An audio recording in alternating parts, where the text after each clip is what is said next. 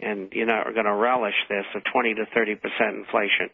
And, you know, that's why it's so hard for other nations to invest in, say, 10-year, which is long-term U.S. notes at 2.7% when they know inflation, real inflation, is 10%. They're already taking a beating, and then they're facing the possibility of a dollar not being the only reserve currency or the reserve currency, having a drop in value perhaps versus their currency, and maybe they're going to take another 30% loss on top of it.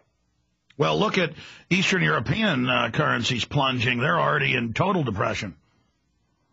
Well, that's true, and it's all the fault of the Western bankers who gave them cheap loans, propped them up, and everything started to slow down, and they got caught in the middle of the meat grinder.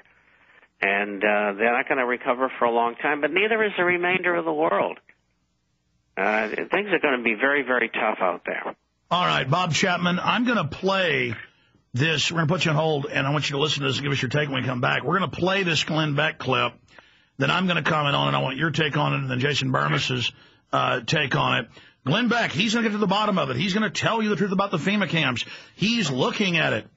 It might be true. Meanwhile, it's in the Houston Chronicle.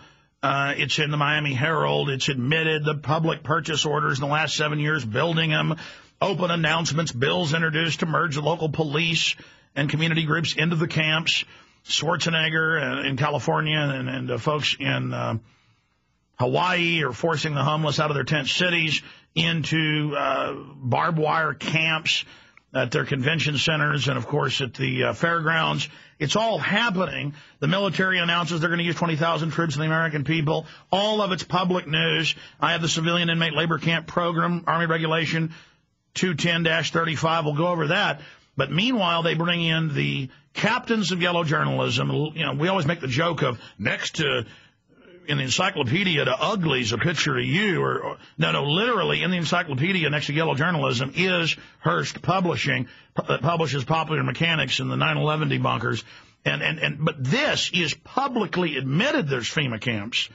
And so now they're going to deny basically, well, it's like them denying there's a New World Order as it's all over the newspapers. So here it is, the debunkers. Houston here, James, that I called you, what, 3-4 weeks ago and asked you to help on a project. And that is, I really truly believe, America, we have a real problem in this country. We don't know what the truth is anymore. We don't have anybody we can trust. And there's a lot of stuff, and I've told you before, and I've told you for a long time on the Internet, please don't pass these things around on the Internet unless you know they're true. And I think it is important for us to debunk those things or verify those things that are out there because we're separating on the truth now. So I asked James from Popular Mechanics to do an investigation on several projects. The first one is the FEMA camp. Yes, and so we put a reporter on this, and what's so interesting here, we're waiting to really do a definitive deep dig on this. We don't like to just come out and say, oh, we've debunked it, you know, after we've looked at it for 2 days. But it looks from our early reporting like a classic conspiracy theory, little grains of truth, but all adding up to something that really isn't true. Okay, when do we have this ready? Next week from Monday? Yeah. A week from Monday. This is one of those things that they are so specific on the Internet. And this is why I was going to do an expose on this, and I thought that we had some of the things from the Internet, and we weren't ready to go on with them. All we had was the grains of truth and the things that we knew were false and this, but we didn't have that definitive, they show this picture, here it is. They show this picture, there it is. And that's why we called you. Well, yes, and you know, you remember all the 9/11 conspiracy theory reporting we did, and we found again and again, someone would take some little fact, but they would take it out of context, and they would put it on the web, and it looks credible because they mimic, you know, the way that regular journalists But you are going to be able to show the pictures, and you're going to say, this is true, this is false, this is true, this is false. Great. That is a week from Monday. Now, we've been watching the 9/12 Project very, very closely, and a lot of people are worried about the implications of a couple of bills, and it kind of goes into this. Which is true, which is not? The GIVE... And then, of course, the GIVE Act in both versions had compulsory service. We read it. It was in the New York Times. Then, thank God, people putting pressure on them when it went into conference. and I've had the guys reading it, they did take it out, though they're setting up the funding and the grid and the studies to do it. So, see, this is how they're going to attack it. There are thousands of websites, thousands of photos, hundreds and hundreds of videos where they'll go show a urban warfare training center, say, in Mississippi. And it's got foxholes, it's got camp barbed wire, it's got barbed wire facing in. And it's dual use. You can do training, as they say, it's training for Kosovo, but it can also be used for a camp. Just like the Manazar prison camp they held Japanese in. They reopened that back in 1998. It's still reopened. They refurbish it. It's sitting there empty, a prison camp.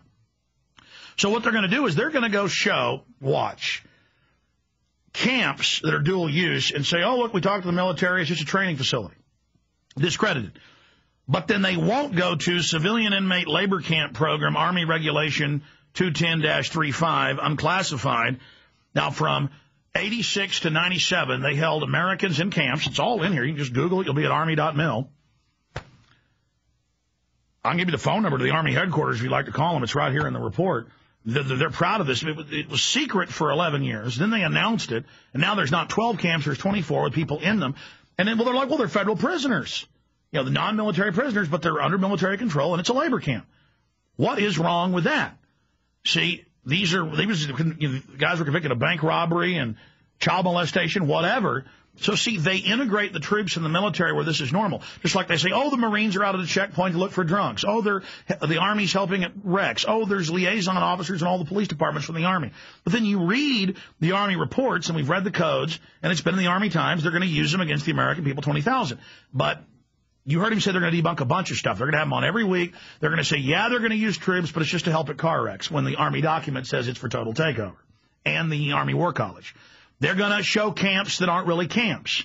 So it's straw men, classic straw men. And, yes, there's baloney. They'll go show an empty warehouse and say it's a FEMA camp when it's not in Chicago.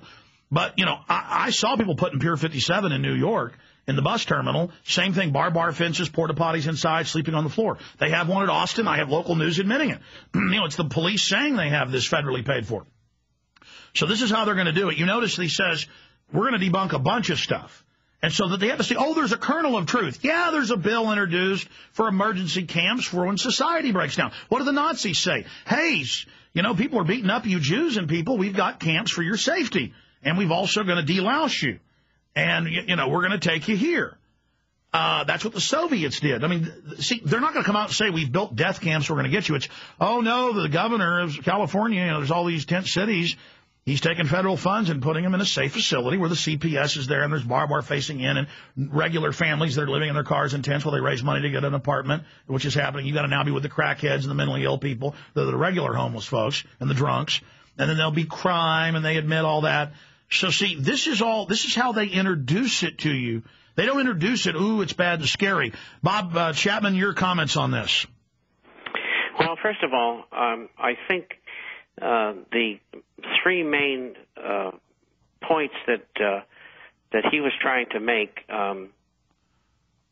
was that they don't want people to trust what's on the Internet. They kept on saying, well, this has to be verified and that has to be thrown out because it's not true. They're supposedly going through an investigation. One, in fact, as you say, all of the facts on this particular issue are all there. Don't bring in facts about anything else that you doubt. And of course, the first thing they threw at the audience was it fits in the realm of conspiracy theory. And, of course, the strong warning about the Internet not being a place where you can get verified information, if you may. And they said that out of hand so far that there is no FEMA camps, and it's just conspiracy theorists.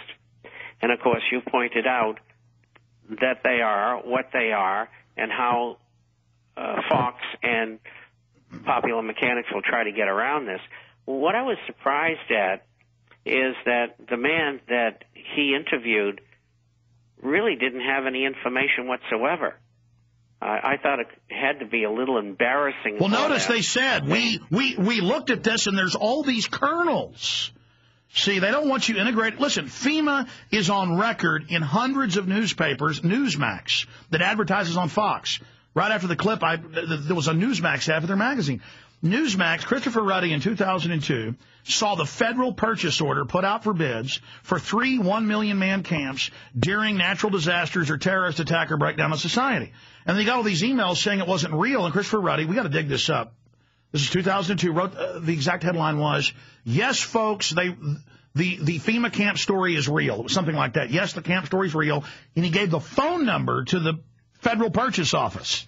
I mean, that's how the Houston Chronicle learned about the next wave in 2006 of camps. They've got a stinking FEMA camp in Taylor with people in it right now. And as Rex 84 said in congressional hearings, first they'd put illegals in to vet it and test it and train the people, but it has dual use for citizens to be held extrajudicially, just like the Military Commissions Act clearly states. Bob Chapman.